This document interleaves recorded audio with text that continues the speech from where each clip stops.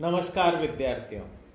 आज मैं आओ पढ़ें चैनल में हिंदी मेंटर डॉक्टर प्रवीण कुमार शर्मा आपके समक्ष कक्षा 10वीं क्षितिज पाठ्य पुस्तक में पाठ 11 बाल गोविंद भगत, जो कि राम वृक्ष बेनीपुरी द्वारा लिखा गया एक रेखा चित्र है, उसका सरलतम रूप आपके सामने प्रस्तुत कर रहा हूं। लेखक परिचय। राम वृक्ष बेनीपुरी का नाम आधुनिक युग के सुप्रसिद्ध निबंधकार के रूप में लिया जाता है। इनका जन्म 1902 में बिहार राज्य में स्थित मुजफ्फरपुर के बेनीपुर गांव में हुआ था। इनका बचपन अभाव में बीता और माता पिता का निधन होने के बाद में इनका पालन पोषण इनकी मौसी के द्वारा किया गया। इनकी रचनाएं। बहुमुखी प्रतिभा के धनी साहित्यकार राम वृक्ष बेनीपुरी ने नाटक, उपन्यास, कहानी, संस्मरण, निबंध, यात्रा वृत्तांत आदि अनेक विधाओं में लेखन किया। चिता के फूल, गेहूं और गुलाब और पतितों के देश में इनकी मुख्य और प्रसिद्ध रचनाएं हैं।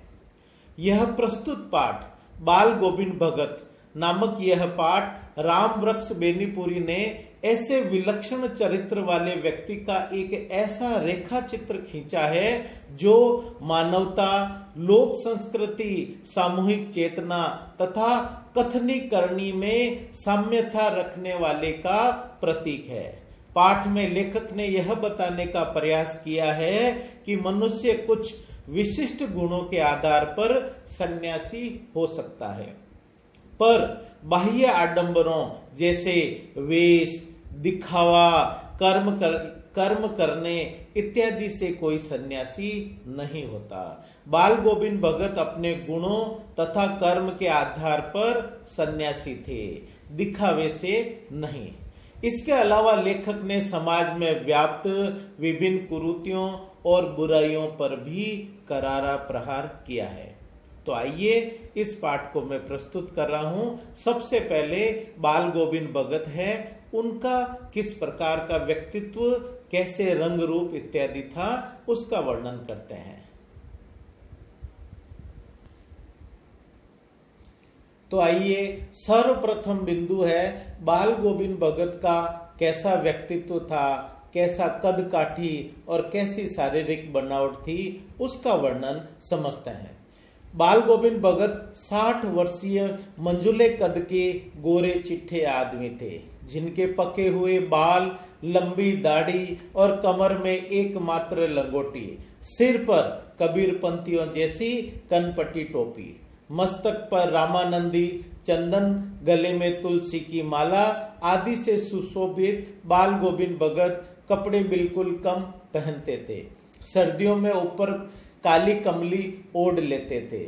ऐसे बाल गोविंद भगत को बाह्य वेश से साधु नहीं कहा जा सकता, क्योंकि वे गृहस्थ थे, खेतीबाड़ी करते थे और अच्छा साफ सुथरा मकान भी उनका था। यह सब होते हुए भी साधुओं की सभी परिभाषाएं उन पर खरी उतरती थी। उनकी साधु प्रवृत्ति के क्या कारण थे, उस पे भी एक नजर डालते हैं। बाल गोविंद भगत कबीर को साहब मानते थे। उन्हीं के गीतों को वो गाते थे, उन्हीं के आदेशों और उपदेशों पर वो चलते थे, उन्हीं के जैसा खरा व्यवहार रखते थे, स्पष्ट वक्ता थे और किसी भी दूसरी चीजों को छूते नहीं थे। बिना पूछे उन चीजों को व्यवहार में नहीं लाते थे, यहाँ तक कि सोच भी अपने खेत में ही जाया करते थे। उनकी ये जो प्रवृत्तियां हैं, जो कि एक साधु के व्यवहार के पास में उनको लाती है, उनके व्यक्तित्व को, और जितना भी उनकी खेत में पैदावार होता था वो सारा का सारा जाकर के उन कबीरदास जी के वहां पर मठ पर चढ़ा देते थे, और वहां पर जो प्रसाद के रूप में उनको मिलता था वो घर पर लाते थे और अपना जीवन यापन करते थे।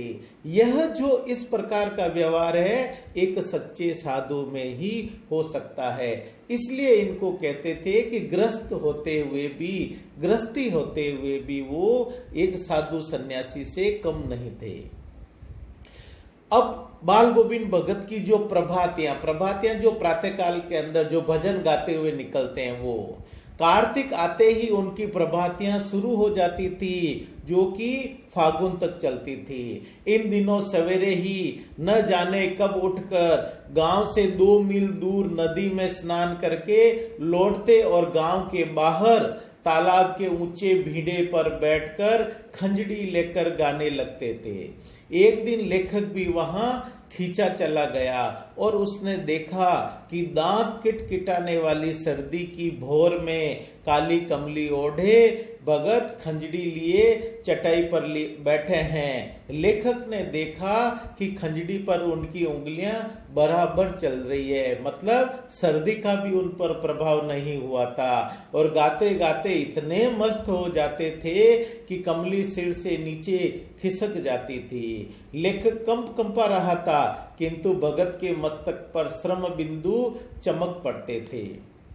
अब गर्मियों के आंगन के अंदर गर्मियों के समय में जो गांव वालों की भीड़ उनके घर पर जुट जाती थी। गर्मियों के दिनों में शाम को गांव के कुछ लोग उनके घर पर जुट जाते थे और खंजड़ियों और करताल की भरमार हो जाती थी। भगत पद गाते और प्रेमी मंडली उसे दोहराती थी। धीरे धीरे स्वर ऊंचा होने लगता था। गाते गाते एक स्थिति ऐसी आ जाती जब भगत खंजड़ी के लिए नाच उठते, उनके साथ सबके तन मन भी नृत्य करने लग जाते थे। अब प्रसंग ऐसा आता है जिसके अंदर अभी तक का प्रसंग था कि बाल गोविंद भगत सन्यासी प्रवृत्ति के कैसे थे। अब इस पाठ का एक उद्देश्य और है कि उन्होंने समाज के अंदर व्याप्त जो बुराइयां हैं उन पर प्रहार कैसे किया। उसी से संबंधित ये प्रसंग है कि भगत के बेटे की मृत्यु होने पर जो बाल गोविंद भगत का व्यवहार था उससे लेखक आश्चर्यचकित हो गए थे। लेखक भगत की साधना को देखकर उस दिन दंग रह गए जब बाल गोविंद भगत का इकलौता बेटा मर गया था, जिसे भगत बहुत मानते थे, जिसकी बड़ी साध से उन्होंने शादी कराई थी। आज वो ही बेटा मर गया। बेटे को आंगन में चटाई पर लिटाकर एक सफेद कपड़े से ढक दिया गया। अपने ही रोपे गए पेड़ों से फूल तोड़कर उसके चारों ओर बिखरा दिए गए थे। तुलसी दल की माला भी बिखेर दी गई थी और बेटे की अर्थी के सिरहाने एक चिराग जलाकर रख दिया और जमीन पर आसन जमाए वही पुरानी तल्लीनता से वो कबीर के पद गाने लगे। पतोहू रो रही थी, उस पुत्र की जो वधू है वो रो रही थी, उसे स्त्रियां चुप करा रही थी। भगत कभी गाते गाते पतोहू के पास जाते और उसे रोने के बदले उत्सव मनाने क्या कहते, क्योंकि बाल गोविंद भगत की एक मान्यता ऐसी थी कि आत्मा का किसी की मृत्यु होती है तो आत्मा का परमात्मा से मिलन हो गया। एक विरहणी अपने प्रेमी से जा मिली है, इसलिए कह रहे हैं कि यह एक खुशी का पल है। अगर किसी की मृत्यु होती है तो वो जो धरती पर आत्मा है वो ऊपर जाकर परमात्मा से मिलती है, तो इसमें विलाप नहीं होना चाहिए बल्कि आनंद का विषय है, उत्सव मनाना चाहिए। ये मान्यता बाल गोविंद भगत की थी। यह उनकी, क्योंकि वो इस सत्य को स्वीकार करते थे और यही उपदेश औरों को भी दिया करते थे। भगत की पतोहू के प्रति सजगता, उन्होंने एक सामाजिक जिम्मेदारी, ऐसा नहीं है हर समय गाए बजाए और सामाजिक दायित्वों से उन्होंने मुख मोड़ लिया। समाज के अंदर व्याप्त बुराई को तो उन्होंने दूर किया, साथ साथ एक और संदेश दिया। अपने पतोहू के लिए भी वो सजग थे कि पुत्र की मृत्यु के बाद इसका जीवन कैसे निकलेगा। भगत ने पतोहू से ही चिता में आग लगवाई और श्राद्ध की अवधि पूरी होने पर पतोहू के भाई को बुलाकर और उसके साथ कर दिया। उसकी शादी किसी और से करा दे, ये उन्होंने पतोहू के भाई को आदेश दिया। पतोहू भगत के प्रति चिंता करती हुई कहती है कि मैं अगर चली जाऊंगी तो आपके बुढ़ापे में आपकी सेवा कौन करेगा, आपको भोजन कौन कराएगा और बीमार होने पर दवा कौन देगा। मुझे अपने चरणों से अलग मत कीजिए। भगत का निर्णय अटल था। उन्होंने एक बात स्पष्ट कह दी कि अगर तुम नहीं जाओगे तो घर छोड़ करके मैं चला जाऊंगा। ऐसा कहने के बाद पतऊ है अपने भाई के साथ में रवाना हुई। मतलब वो अपना तो सोचते परिवार और समाज के बारे में भी अपनी जिम्मेदारी का निर्वहन भरपूर किया। बाल गोविंद भगत अब नहीं रहे। यह प्रसंग उनके मृत्यु का है। भगत हर वर्ष गंगा स्नान करने जाते, पैदल ही जाते थे। करीब 30 कोस पर गंगा थी और घर से खाकर निकलते और लौटकर घर पर ही खाते थे। रास्ते पर खंजरी बजाते और गाते जाते थे। जहां प्यास लगती वहां पानी पी लेते थे। आने जाने में 4-5 दिन लगते। 4-5 दिन तक कहीं भी रास्ते में कुछ भी नहीं खाते, केवल पानी पीने के अलावा। ये जो उपवास का लंबा समय है वो मस्ती से गाते गाते व्यतीत करते थे। लेकिन जब तक वो जवान थे, उनकी उम्र अच्छी थी, जब तक तो ये होता रहा। लेकिन प्रवृत्ति वही रही, लेकिन अवस्था अनुसार उनमें अब बुढ़ापा आ गया, किंतु टेक वही जवानी वाली थी। इस बार लौटे गंगा स्नान करके तो उनकी तबीयत सुस्त हो गई थी। खाने पीने के बाद भी तबीयत नहीं सुधरी और थोड़ा बुखार आने लगा। फिर भी नेम व्रत इत्यादि, मतलब नहाना, ईश्वर की साधना और गाना बजाना उन्होंने छोड़ा नहीं। सुबह शाम गीत गाते, स्नान और ध्यान करते। खेती बाड़ी में कुछ अब बचा हुआ नहीं था, परंतु धीरे धीरे इस तरह की दिनचर्या से उनका शरीर कमजोर होने लगा। लोगों ने नहाने धोने से मना भी किया था, आराम करने के लिए कहा, किंतु हंस करके वो इस बात को टाल देते थे।